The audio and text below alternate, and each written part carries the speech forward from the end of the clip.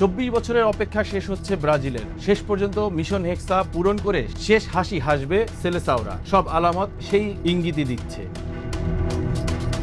প্রথম আলামত হিসেবে ধরা যায় বাংলাদেশের সরকার নিয়ে। ব্রাজিল সর্বশেষ বিশ্বকাপ জিতেছিল 2002 সালে। সেই সময় ক্ষমতায় ছিল বিএনপি। এবারও ক্ষমতায় বিএনপি সরকার। এটা কি নিছক কাকতালীয় নাকি সমর্থকদের নতুন আশা?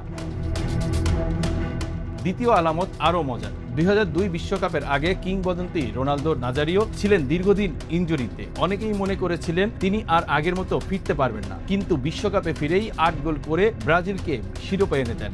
আর এবার সেই আলোচনায় নেইমার ইনজুরি কাটিয়ে দলে ফিরেছেন ব্রাজিলের প্রাণভোমরা। তাহলে কি ইতিহাস আবারও একই গল্প লিখবে?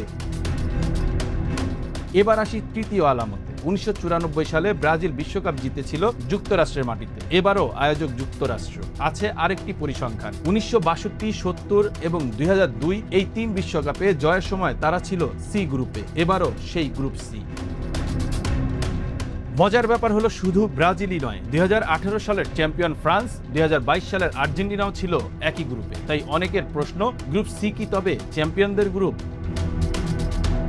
পরিসংখ্যান আর কাকতালীয় মিল যতই থাকুক, শেষ পর্যন্ত জয় পরাজয় ঠিক করে 90 মিনিটের লড়াই। খেলোয়াড়দের পারফরম্যান্স আর মাঠের বাস্তবতায় মেলাবে সেই উত্তর।